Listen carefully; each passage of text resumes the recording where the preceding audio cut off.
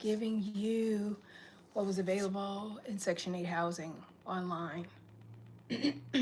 Excuse my voice. I thought I was going to take a nap. Not feeling too good today, so just excuse me. I was getting ready to take my nap, and then I got this email say, jump on this housing call. So we all know that Trump recently just put a halt to federal assistance. All federal grants and loans, all the assistance there. That includes Head Start, that includes Section 8, that includes so many things, guys. Disaster relief, all of that. But today we're going to talk about affordable housing, how that affects you guys. We are in a winter time in affordable housing. Yes, we are. We are in winter and we are having a long labor. And we don't know if we're going to be able to birth this kid, if we're going to be able to birth this baby called affordable housing. So we probably have a long road to go, guys. It probably will get worse before it gets better. So with this temporary freeze, yes, it is a temporary freeze. It is supposedly a temporary freeze, guys, for all federal grants and loans. All right, that's going to affect people. That will affect people because nonprofit organizations, it will affect their jobs for laying off staff. It will affect homeless shelters, all of that. It will affect rental assistance. It will affect building and preserving affordable rental housing.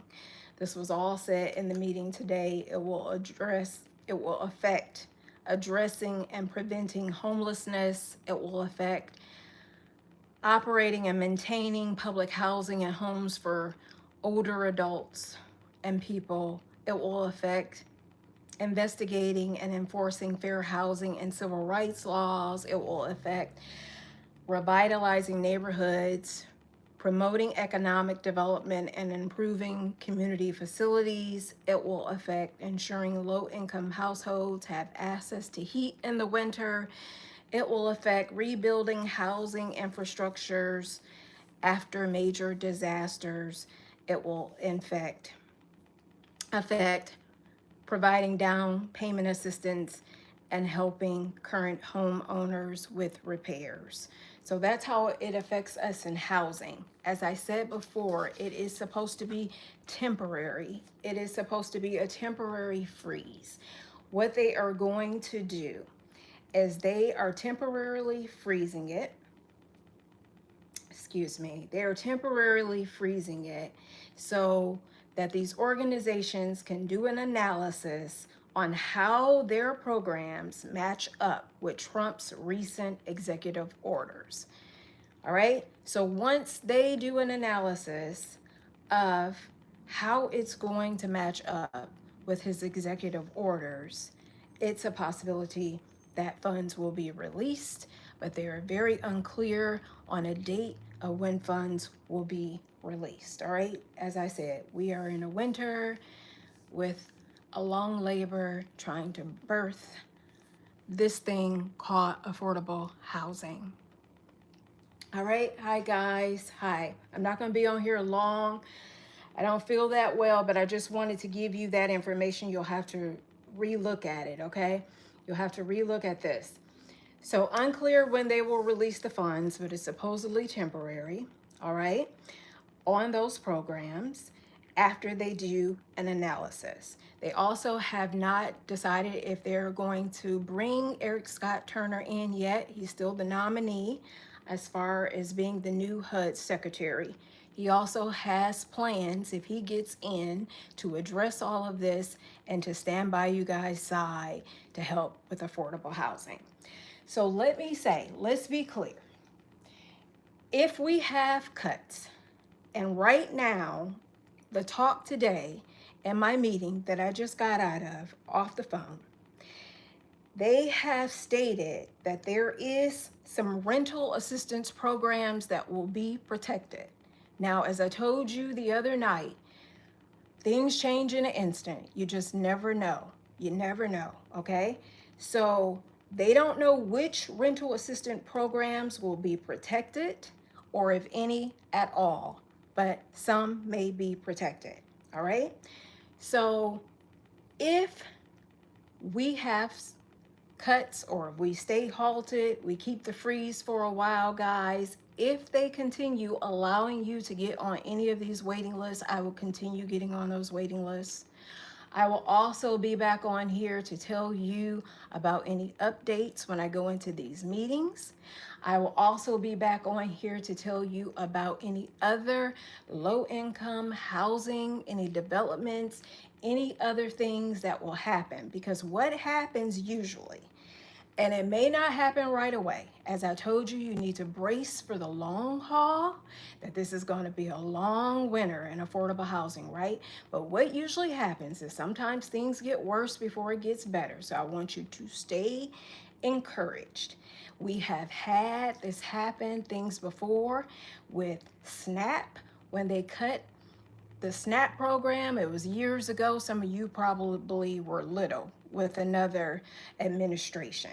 And what happened is we had people like Tony Robbins start the Feed America program where they were helping people to combat hunger and to help feed people. And he's still doing that today because the numbers have grown.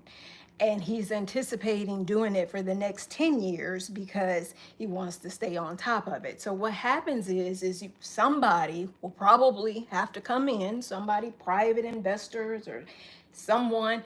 We already know corporations want to be landlords now. So there's some good things about that, and there's some things that could put you on pause, but somebody usually steps in and they try to help. All right? All right? So let me encourage you to do what you can. You are already somewhere. You need to take care of yourself and your family. Take care of your mental health. Do not get distracted by all the noise in the media and the changing events from day to day. I will keep you updated.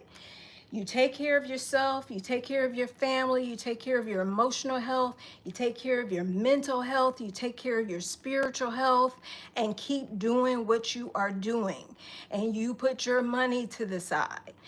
I can get people on here that will help you to tell you where to put your money. If that changes, we'll do that as well.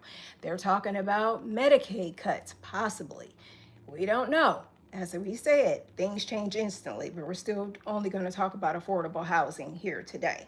But what you can do, guys, is continue doing what you are doing. If you have to get a roommate, get a roommate. All right. If you have to go live in these rural communities that I have been telling you about that they want to build up so desperately, get yourselves a tiny house. Do that. All right. Grow your food. Take care of your health so you don't have to depend on these things. Grow your medicine. Do what you have to do. We could talk about it all on this channel. I am here with you. I stand with you, and I can only take one roommate. All right. I got room for one roommate, but these are things that we have to do. All right. So what they're urging you to do is to bug the heck out of your congressmen, your legislators, your senators, as long as we have the freeze. Every day that we have the freeze, you write these letters, you visit these people, you call these people, you put the pressure on them so they can put the pressure on the right people so they can change their mind about these freezes, all right? Because people are hurt. In the meantime, while we wait on them to decide if they are going to release funds. So for the people that are just coming in, I'm just going to quickly recap before I get off this call. There is a temporary guys, freeze on all federal grants and loans and assistance, housing assistance programs. What they are doing, why they have it on freeze, is because they want these organizations and programs to give an analysis of how their programs are going to match up to Trump's executive orders, okay? This is why we have the freeze, all right? So guys, pass this video along to others out there. I can only do so much. I need you to pass it along, subscribe so you can stay updated, and I'm here for you. We are going to come up with solutions, creative solutions, and it takes all of us to reduce and prevent homelessness while living here in America. I love you guys so much. I'll talk to you soon.